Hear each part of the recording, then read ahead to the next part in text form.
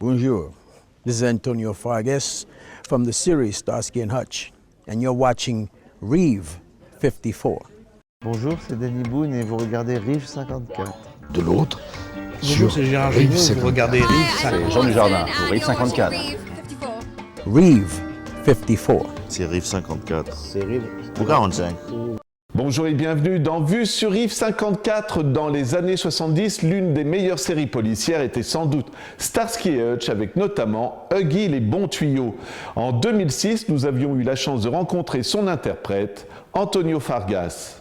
And I've just been fortunate to have been in a lot of movies that were at the beginning of a genres, and Shaft was the first time a black man was like a detective in a movie. Mm-hmm. And Richard Roundtree played Shaft, and I played a character, a street guy, and it was almost the beginning of the kind of characters that I would play in television, because certainly Huggy Bear was a street guy, and I was a character actor.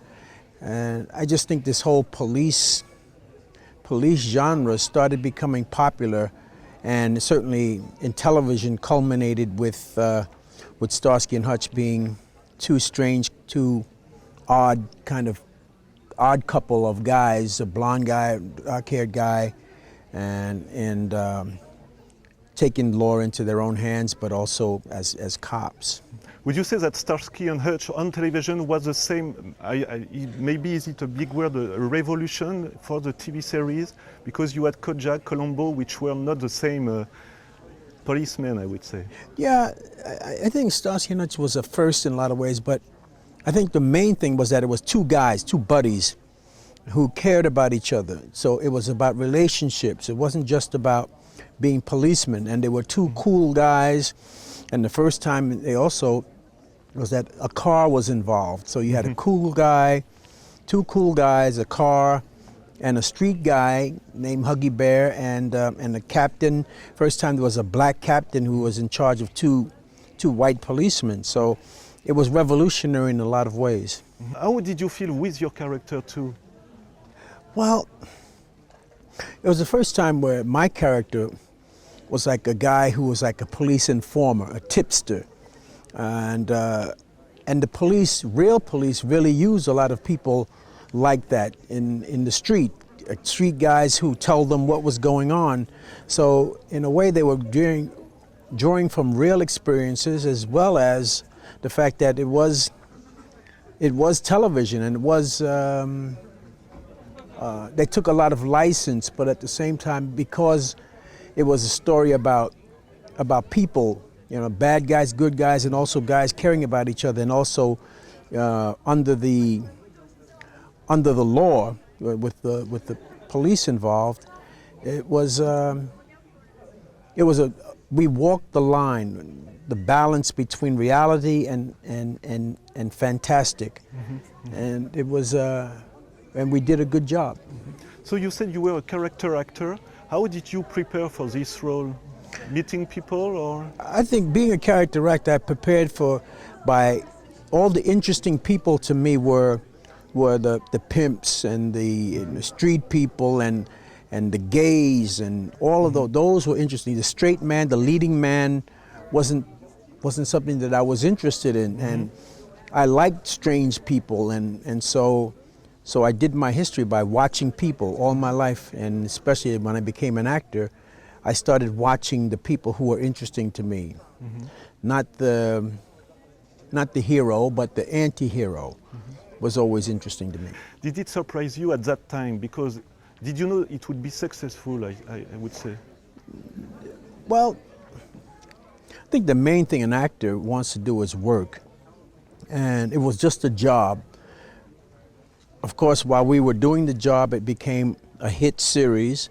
But no one thought about that I would be sitting here 31 years later talking about Starsky and Hutch. I had no idea that would happen, and that people would still be interested after all these years. Today I have more of a sense of history in everything that I do, and every moment that I live, I think is important.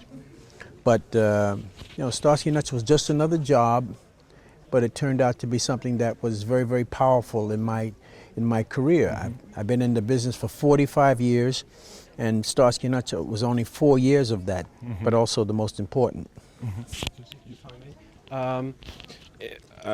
As far as this character, Huggy Bear, and other characters from the 70s, African-American characters, do you feel you are, now hip-hop culture and bling are very big things. Do you feel you are one of the forefathers of this type of aesthetics and, ethics and behavior?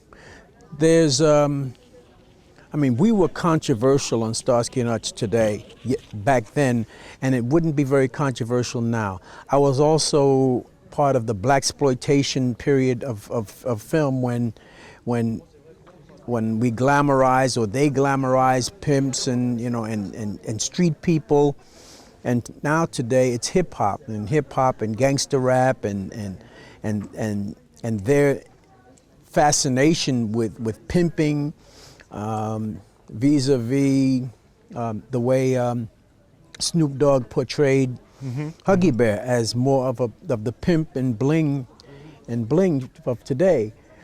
So I think the gangster rap and hip hop people are the cutting edge of being edgy today, and we were edgy before. And yes, I feel people laid it down for me. The actors who came before me made it better for me, and I think so I'm I would call now one of the young pioneers in the business, because I made it easier for Denzel and all these people who came afterwards, and the Wesley Snipes and the Samuel Jacksons and all of that, because I was there before then.